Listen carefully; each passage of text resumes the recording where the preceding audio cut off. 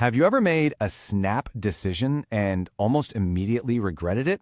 Or maybe wondered why you just can't seem to shake a certain habit? Well, Daniel Kahneman's incredible book, Thinking Fast and Slow, pretty much pulls back the curtain on the hidden machinery of our minds that's driving all of that. So let's get into it. Okay, to kick things off, let's try a quick puzzle. I'm going to read it out, and I want you to pay close attention to the very first answer that pops into your head. Don't overthink it. Ready? A bat and a ball cost $1.10. The bat costs exactly $1 more than the ball. How much is the ball? If you thought 10 cents, don't worry, you are in very, very good company. I mean, that answer just feels right, doesn't it? It's simple, it's intuitive, and yeah, it's also wrong. Let's just break it down real quick. If the ball is 5 cents and the bat is $1 more, that makes the bat $1.05. Add those together, and you get $1.10. See? This simple little puzzle is a perfect illustration of the book's central theme. We are, in a lot of ways, strangers to ourselves. Our minds really do have a mind of their own. So, why do our brains trick us so easily like that? Well, to get to the bottom of it, we need to meet the two characters that are basically running the show inside all of our heads. Kahneman gives these characters names, System 1 and System 2. Think of System 1 as your fast, intuitive autopilot. It's the part of your brain that jumped in and confidently shouted 10 cents. System 2, on the other hand, is your slow, analytical pilot, the one you have to consciously wake up to do the heavy lifting and the real logical thinking. And here's the kicker, just like Kahneman says. While System 2 is totally capable and cautious, it's also lazy. And that is the crucial point. Thinking hard actually burns calories. It's work. So to save energy, our lazy System 2 often just goes along with whatever easy answer the impulsive System 1 shouts out first. It takes real, conscious effort to get it engaged. Now, this little tug-of-war between our fast System 1 and our lazy System 2 doesn't just make us mess up on brain teasers. Oh no. It creates these predictable biases that have a huge impact on our most important decisions, especially when money is involved.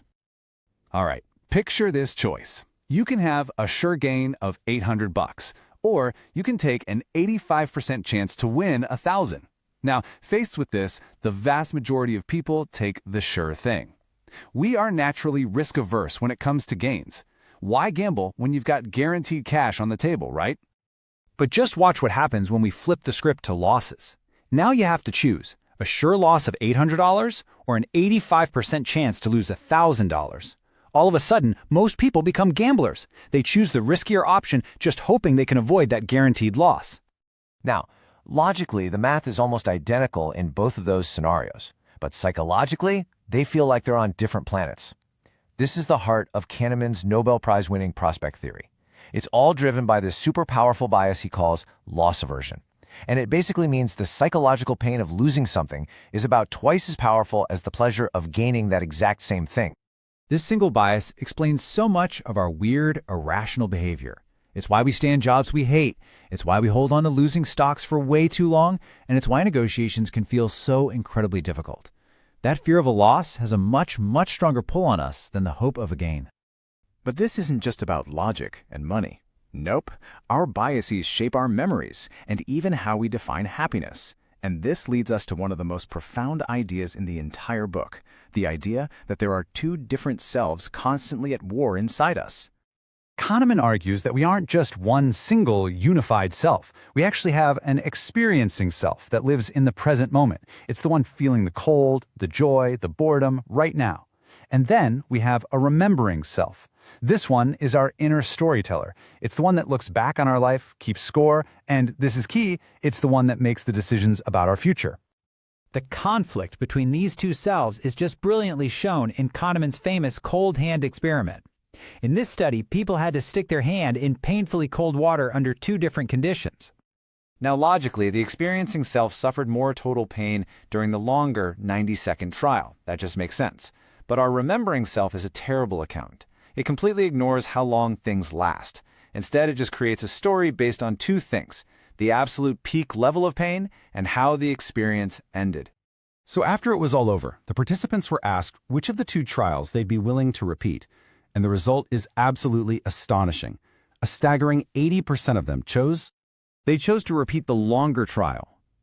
I mean, think about that for a second. They willingly chose to endure more overall pain simply because the memory of it, the story they told themselves, was less terrible, all thanks to that slightly better ending. So who's in charge here? This proves it's our remembering self, the storyteller, who's really in the driver's seat, making choices for our future, and often it's at the expense of our poor experiencing self. So what is the big takeaway from all this? If our minds are this battlefield of lazy pilots, powerful biases, and conflicting selves, what hope do we even have for making better judgments?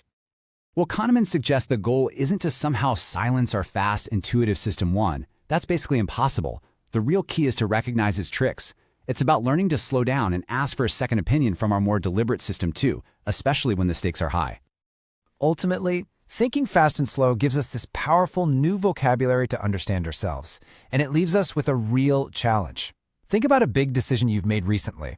Who is truly in charge? Was it your fast, impulsive System 1 or your slow, deliberate System 2? Was it your present moment experience or that storyteller in your memory? Just knowing the difference, well, that's the first step to thinking better. All right, that's a wrap on today's summary. Thanks for listening.